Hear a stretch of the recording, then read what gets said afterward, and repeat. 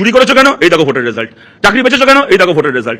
আনিস খানকে খুন করলে কেন, এই দেখো আমার ভোটের রেজাল্ট। আরজি করে ধর্ষণ হলো কেন, এই দেখো আমার ভোটের রেজাল্ট। কসবায় তোমার মনোজিৎ মিশ্র নিজের সংগঠনের ছাত্রীকে গ্যাংরেপ করলো কেন, এই দেখো আমার ভোটের রেজাল্ট, আমি জিতেছি।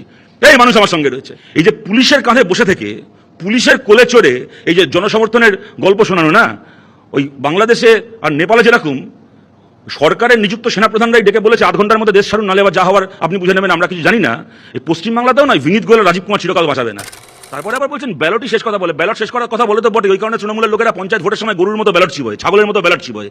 ব্যালট শেষ কথা বলে বলে নর্দমা থেকে বিডিও এসডিও গুলো গিয়ে ব্যালট ফেলে দিয়ে আসে গণনা কেন্দ্রের বাইরের নর্দমায়। দেখুন কেন তৃণমূল কংগ্রেস আমার প্রিয় দল। তৃণমূলের দুজন নেতা বললেন মোটামুটি 15 মিনিট 8 ঘন্টা সব কিছু বললেন, কিন্তু একবারের জন্য এইটা বললেন না যে আমাদের দলটা খুব ভালো, আমাদের সরকারটা খুব সৎ।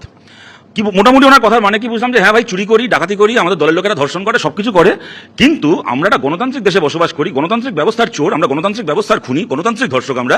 অতএব আমরা যাই করি না কেন আমাদেরকে কিন্তু রাস্তায় মারধর করা যাবে না, আমাদেরকে কিন্তু হারাতে হলে গণতান্ত্রিকভাবে হারাতে হবে। এত মিষ্টি দল আপনি কোথায় পাবেন? তারপরে এলো আমার ভাই দেবাংশু। তোমার কি বলবো, তোমাকে ভালোবাসি। তোমার তো অর্জুন সিংয়ের পাশের চেয়ারে বসে থাকার কথা ছিল না ভাই, তোমার মমতা ব্যানার্জির চৌকাঠে শুয়ে থাকার কথা ছিল।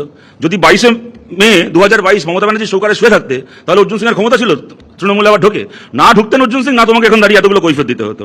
ওই শুভেন্দু নরদায় হাত পাকিয়ে কুখ্যাত, ঠিক কথা। একই রকম ভাবে ববি হাকিমও নরদায় পয়সা খেয়ে কুখ্যাত। সৌগত রায় আবার পয়সাকে থ্যাংক ইউ বলে কুখ্যাত। সুব্রত মুখার্জি মরে ভূত হয়ে গেছেন, উনিও নরদায় পয়সা খেয়ে কুখ্যাত। তোমার কাকুলি ঘোষ দস্তিদার কেই বা নরদায় পয়সা খেয়ে কুখ্যাত নয় বলো? তোমার দলে এতগুলো নরদায় পয়সা খাওয়ার লোককে এখনো মাথার উপর রেখে দিয়ে এইসব কথা বলে লাভ কি আছে? প্রশাসনিক মিটিং মমতা বন্দ্যোপাধ্যায় লাইভ করেন, এটা নাই গণতন্ত্র? এটা ভাই দেবাংশু, মমতা বন্দ্যোপাধ্যায় যখন অ্যাডমিনিস্ট্রেটিভ মিটিং লাইভ করেন তখন গোটা বাংলা গোটা ভারতের মানুষ দেখেন, মানুষের ভোটে নির্বাচিত বিরোধী দলের এমএলএ এমপিদের সেই অ্যাডমিনিস্ট্রেটিভ মিটিংয়ে ঠাঁই হয় না। এইটা গণতন্ত্র নয়, এটা অগণতন্ত্রের লাইভ বিজ্ঞাপন। তারপরে বলছে আমাদের মাননীয় ভাইস চ্যান্সেলরের ব্যাপারে উনি কোট করে বললেন, সন্তানসম ছাত্রকে কেন সেন্সার করা হয়েছে? ঠিকই কথা, সন্তানসম ছাত্র যদি ক্রিমিনাল সমাজ কাজ করে তাহলেও তাকে কোলে পিঠে করে রাখতে হবে।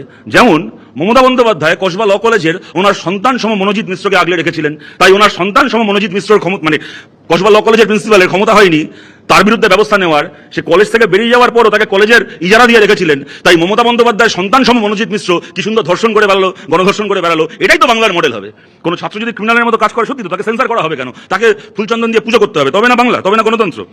তারপরে একটা পার্টিনেন্ট প্রশ্ন করেছে যে ওই তৃণমূলের কর্মসূচির দিন ইউনিভার্সিটির পরীক্ষা হলো, তাতে কি ভিড় কমানো গেল? ঠিক কথা, ভিড় কমানো গেল না তৃণমূলের মিটিংয়ের। তো ভাই ইউনিভার্সিটির পরীক্ষারও তো ভিড় কমানো গেল না, 97% অ্যাটেন্ডেন্স হলো।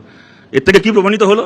বহু বছর ধরে আমাদের জেনে আসা কথা নতুন করে প্রমাণিত হলো, যারা বিশ্ববিদ্যালয়ের পরীক্ষায় বসে আর যারা টিএমসিপির মিছিলে যায়, এই দুয়ের মধ্যে কোনো সম্পর্ক নেই।